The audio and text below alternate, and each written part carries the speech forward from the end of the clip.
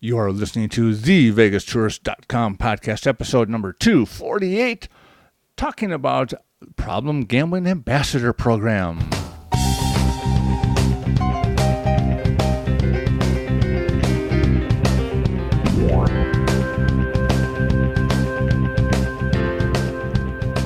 Well, welcome back, everybody, to this beautiful summer weekend in Las Vegas. I'm Mark Anthony, and for a very specific reason, I am flying solo this week. I know. We could be talking about the Las Vegas Golden Knights doing what I said that they would be doing, but it'd be repetitious. Everybody's talking about that. Or we could talk about the 300,000 people that are in town for the Memorial Day weekend. But instead, I want to talk about something even more interesting than all of that. Problem gaming. Yeah, I know. Sounds really sexy, doesn't it? Well, here, let me back up this train a little bit, and you might understand why I chose this one out. Back in March, for those of you that did not know, March is Problem Gaming Month. Back in March, I saw that the Las Vegas Sands Corporation, the people who own the Venetian and the Palazzo, one of the largest hotels in the world, as well as they own 5-star hospitality gaming resorts all over the world. Back in March, they were holding their 6th annual Responsible Gaming Ambassador Training Program. Well, if you know me, that kind of caught my attention. I thought, what the heck is that? The more I thought about it, the more I was wondering about it. Let's say you're a dealer at the Palazzo. Now, oftentimes, the people who come up to your table are some of the biggest names in business and entertainment. These are people who can easily gamble away tens of thousands of dollars in a day and never even blink an eye. But when does it cross the line? And how or should a dealer or a cocktail server know or even care? It's not your job. These are people who are used to giving orders and creating jobs. How can a lowly dealer tell this person sitting across from them that they may have a gambling problem, and they should seek help? What if they do have a problem or don't, and you just think so, and you may have just pissed off the biggest client that the resort has? How do you do that without the fear of losing your job? After all, why should the casino care? The more a person loses, the more they win. I put that question to Maria-Christina Annaloro, the Director of Government Relations and Social Science at the Las Vegas Sands Corporation. And I wanted to know that, and I was really interested in the creation of this ambassador program. So here is my conversation with Maria-Christina. Please come back afterwards for the wrap-up. Christina, how did this come about? How did the ambassador program, what is it, and how did it start? Yeah, well, the purpose of the Responsible Gaming Ambassador Program is to provide a select group of our team members, which we call Responsible Gaming Ambassadors, with advanced responsible gaming training to better assist any guests that might have a gambling-related problem. So the program primarily focuses on the science of addiction, such as problem gambling. It focuses on the resources available in the community to help the individuals that are seeking treatment. And then it's also just conscious best practices, assisting guests in a sensitive manner, because as we all know, addiction is never easy, regardless of what it is. So just being able to handle themselves from a compassionate hospitality view of things. So that's what the program is, and our ambassadors are taught by a world-renowned expert in the field of responsible gaming, and they're also taught by clinicians who actually treat the disorder.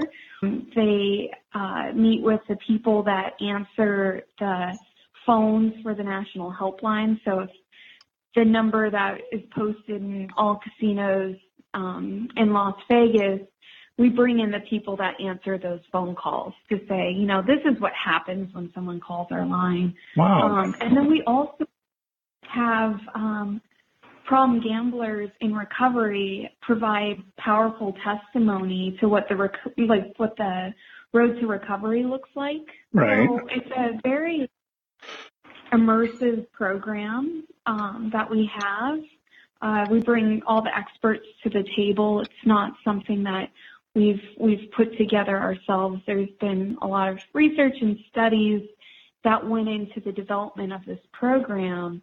And so we're proud to have responsible gaming ambassadors on our gaming floors around the globe. We have them 24 hours a day, 7 days a week, in case somebody wants to speak to an ambassador. Right. Okay. Now, I'm a tour guide by trade. That's my main occupation. Okay. So when I was going through the Venetian feed and I saw that you just had the 2018 class, and Yeah. And I sat there and went, well, that's kind of a cool program. From what my guests asked me about, gambling, and the fact that there are people that will literally sit at a machine or they'll sit at a table 12, 18 hours straight. Some of them are professional, but you have those that is a problem. But like I said, you have those pamphlets, you have those phone numbers. Where was it that you said that this is not enough, that you need a program for your staff to recognize this? That's a really good question. This program, has been running for a while now, and it all sort of started because I like to think it's people who work in the hospitality industry are in it because they like to help people. They want to make people feel good. So our team members are constantly reading the emotions in our guests and trying to make their stay more enjoyable, whether it's something to do with their hotel room or dinner reservations or finding a show.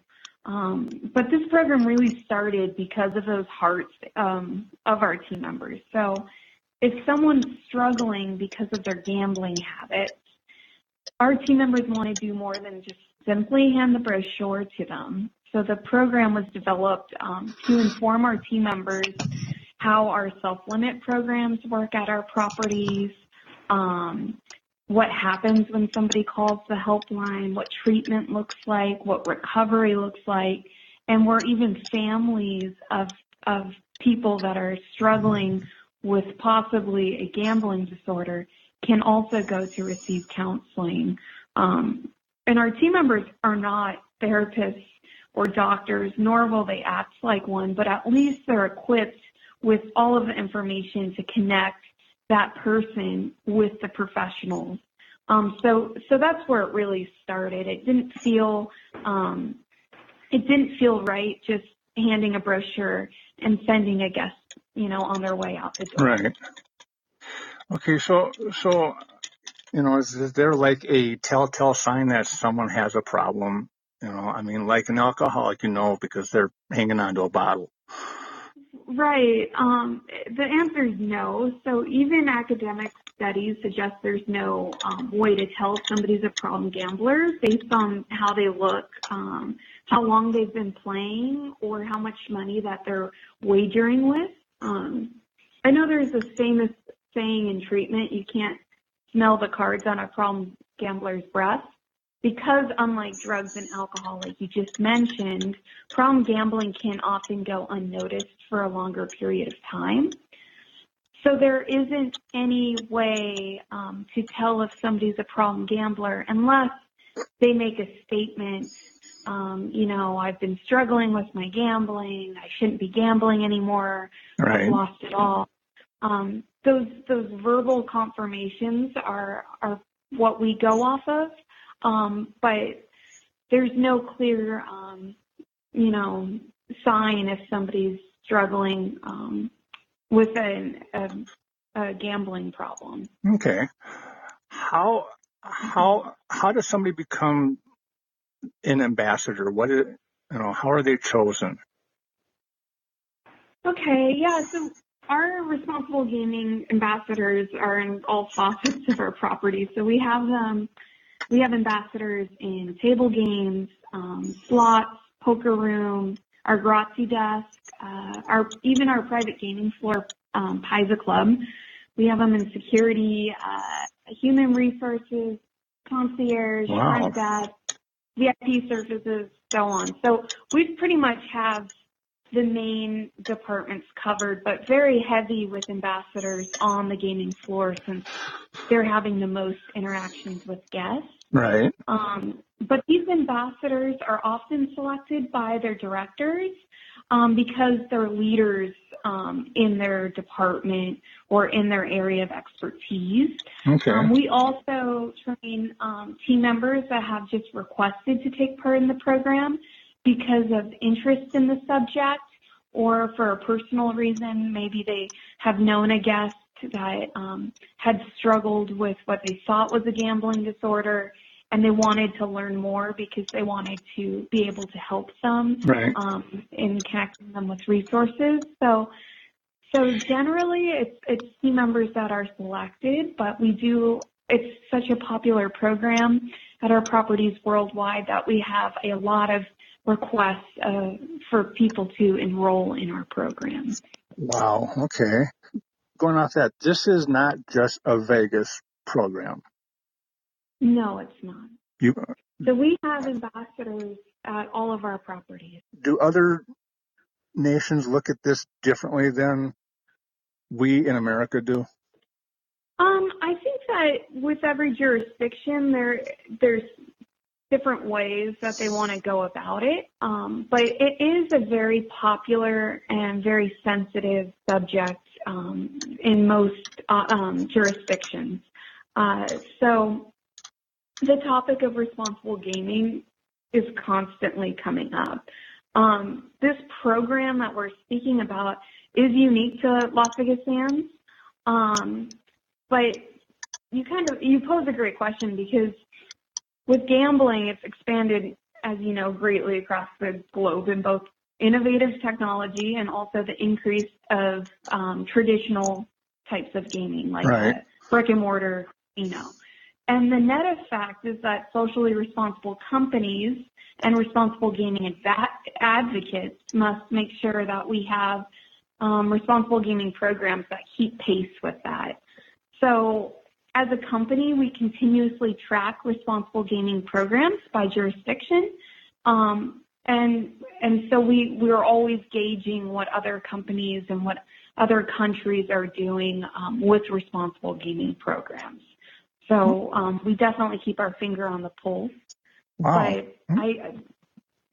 But Sands still remains the leader when it comes to having a science-based and evidence-driven proactive and reactive responsible gaming program. So all of our programs, whether it's new team member orientation training or it's annual responsible gaming refresher training or it's responsible gaming ambassador programs or self-limit programs, any of our responsible gaming programs are based off of studies that we've done with various universities, whether it's Harvard, Yale, UCLA, UNLV, because we want to make sure our programs actually work and they just don't sound good on paper. Now, once a team member becomes an ambassador, is that like a 1-year thing, or is that you're always an ambassador? You're always an ambassador. We have them refresh their training. So they stay up to date on the latest science because the science of addiction is constantly changing. And with the studies of problem gambling being relatively new in comparison to drug or alcohol addiction, the studies keep coming out with new and more helpful information. So to stay abreast on the latest research, we retrain. We have a responsible gaming refresher course every year that stays up to date with the latest science. And we have our ambassadors go through more ambassador trainings as science evolves. And also to keep them up to speed on conversation skills and to practice some of these difficult conversations amongst our team. Yeah, that's going to be kind of my next question. My previous career was a chauffeur. I've owned limousine businesses. I've handled celebrities, and when I owned my limousine company, my bread and butter were self-made millionaires, entrepreneurs, and basically corporate leaders. And I know a lot of these people, they've got a huge ego. They don't like to be told things that they don't want to know. How do you approach somebody like that? You're a dealer, you're a server, but you know this guy dealing $1 million a hand for the last 18 hours has a problem. How do you approach that person and not lose their business or offend them? Yeah, so that's a very interesting question, and there's a lot of answers that go into that. Okay. So again, we can't necessarily gauge who needs help by how much they're dealing with or gambling with, or based on their actions. So we're based more on statements that are made by guests. So Okay. if a guest were to be playing a high limit game, like you mentioned, and they said something that was a red flag or an alarming statement, that we've received a lot of alarming statements from the National Council on Problem Gambling or the Nevada Council on Problem Gambling. So we know what some of the generic ones are when people call the helpline. And if we hear some of those phrases, that's a great time to have a conversation with the guests with one of our ambassadors.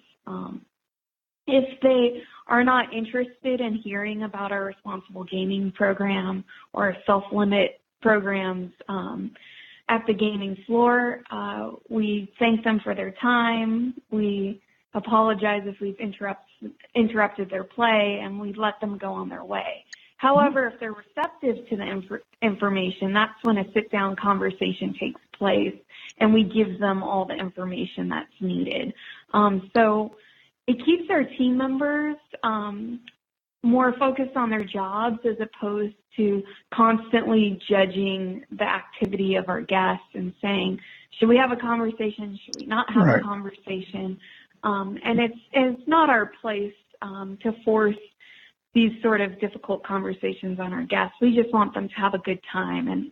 And so if they're not having a good time anymore and they're open to discussing some options or learning more about our programs, then that's when the conversation takes place.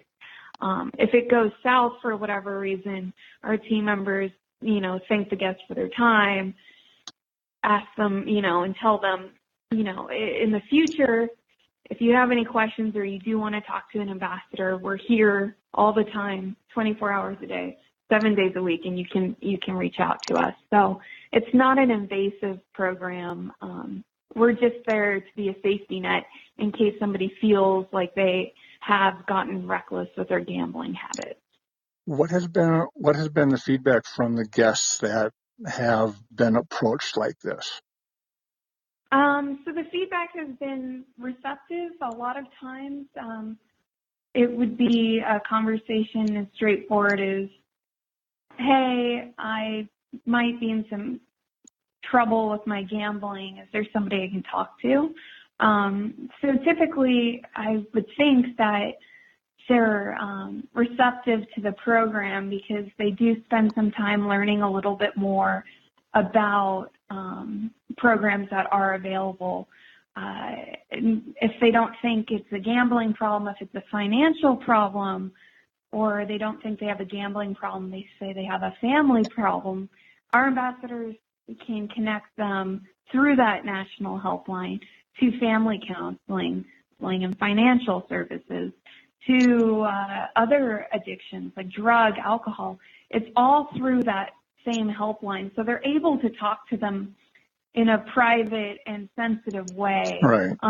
So I'm really proud of the program. I think the guests that have had these conversations with our team members have been appreciative of this program, to know that, our team members care. And we're not worried about losing one of our biggest players on the gaming floor. If they have a problem, we want them in treatment. We don't want them gambling on our gaming floors. And so just reminding team members that they'll never get in trouble for having these conversations if they're following the proper protocol and that they're doing the right thing.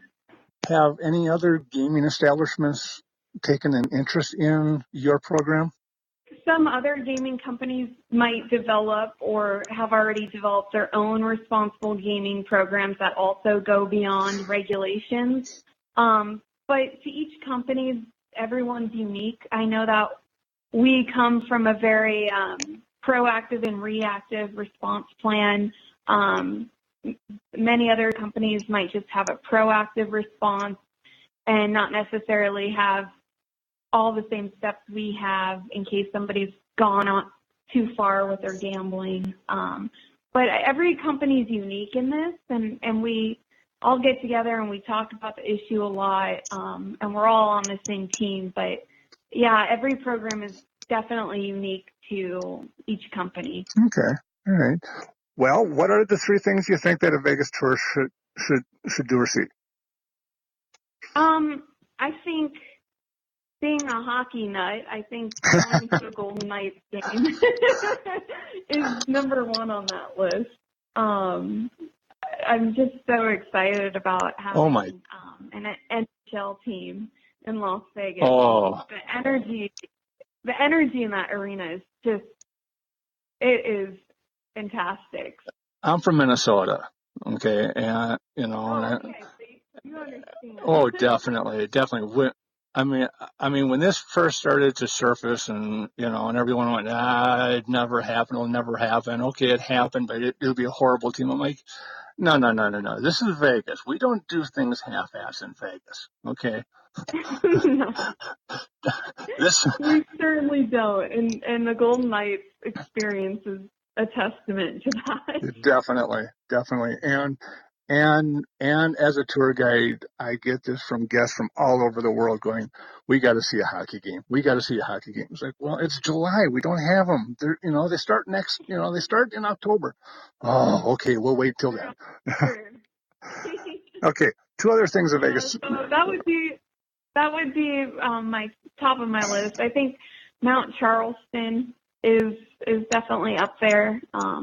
Just to get off the strip and go see that, we can get snow actually. Yeah. It's fantastic. And third place in Las Vegas. I think downtown provides a lot of color. Okay. Downtown as the Fremont Street Experience, or downtown as the entire downtown? Yeah, okay, cool. All right. Vegas hidden gem, something you like that you hope doesn't get known, or maybe it needs to be known? Yeah, I think a hidden gem. Maybe most people have heard it already, but the steakhouse at Circus Circus. Yes. Is just one of my favorites, and it's something that you just don't expect when you first walk in. Nope. It's fantastic. Nope, definitely not. Absolutely love it. Okay, favorite Vegas movie? The Hangover. All right. So, well, you have given me the information that I have needed, and I've enjoyed this conversation. And I will add this. I've always enjoyed going through the Sands news feeds, because you guys do things that just do not get the attention that you deserve. I really appreciate your interest in this area. I just think it's good. The more conversations we have on responsible gaming and problem gambling, it's just better for the community. Yeah. So talking about these programs and talking about these issues are just great all around, from treatment providers to people seeking assistance to casinos. We all just need to be on the same page. And so it was really cool that you reached out to us to talk about something that most people overlook. So Yes. All right. I was very pleased to have this conversation. Thank you. So there you have it. I want to thank Maria-Christina for her time and her information. Talking about problem gaming isn't a sexy issue, but it is an important issue. And especially the whole, what is a resort's responsibility, and the Sands Corporation have this very, very forward-thinking ambassador program. So, as always, I would love to hear your thoughts on this, and you can do that by leaving your comments and your questions, as well as looking up all of the show notes and links at the website, which is thevegastourist.com. While there, you can subscribe to this podcast, and you can like it too. So, until next time, folks, that's a wrap on this podcast, and I want to wish you all a happy Memorial Day weekend. Get out there, enjoy it, come to Vegas, spend a lot of money, spend a lot of time, and, of course, leave me your comments and your questions. I'm Mark Anthony for The Vegas Tourist, and have yourself a wonderful week, all right?